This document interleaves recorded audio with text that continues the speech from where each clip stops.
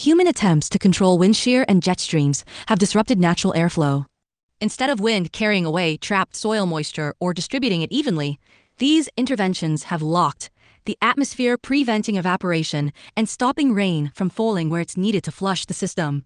Stagnant soil moisture also unbalances Enlil's connection to the dry earth. His role is to maintain equilibrium between wet and dry. When moisture is trapped below the surface, the land cannot breathe, and wind becomes either still or violent. Enlil's order is not about control, it is about rhythm. When humans try to replace that rhythm with force, his influence turns from stability to chaos, as the atmosphere and land react unpredictably to being manipulated. 3.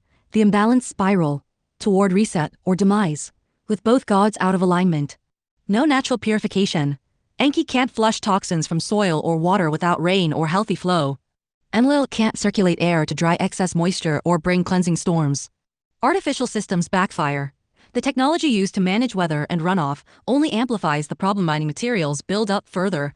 Wind manipulation creates unintended weather extremes, and trapped moisture leads to outbreaks of disease, crop failure, or geological instability. The reset looms because the land can no longer sustain the artificial imbalance. It will either break or rebalance, but this reset will not be gentle.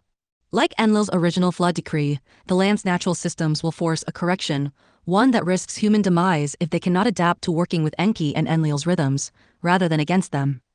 Would you like to explore what a hypothetical reset might look like for this area, or how communities could begin to restore balance between these forces?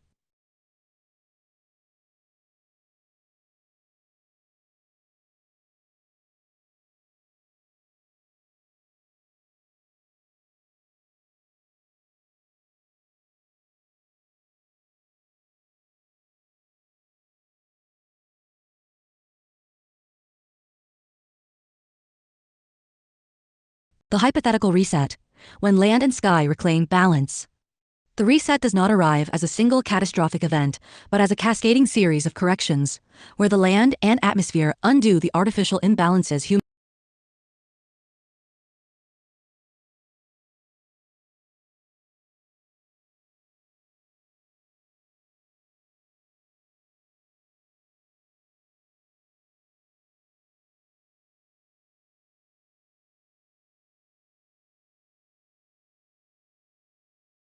So, the user wants to know what a hypothetical reset would look like for the area where Enki and Enlil are out of balance due to high soil moisture, contaminants, and weather manipulation. Let me start by grounding the reset in both mythic themes and plausible ecological community changes. First, I need to tie the reset to the mythic conflict between Enki and Enlil, so it's not just a disaster, but a natural, cultural correction that aligns with their roles. Then, break it down into physical, ecological, and human dimensions to make it concrete and tied to the area. Start with the trigger, something that breaks the artificial systems. Then the physical changes, how the land and atmosphere correct themselves.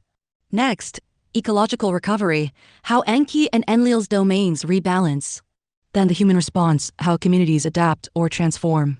And with what the new normal looks like, tying back to the original themes of working with, not against, the land. Make sure it's speculative but rooted in plausible processes and mythic resonance. Keep it focused on the area mentioned earlier to maintain continuity.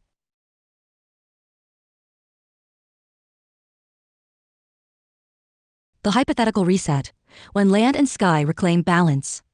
The reset does not arrive as a single catastrophic event, but as a cascading series of corrections, where the land and atmosphere undo the artificial imbalances humans imposed.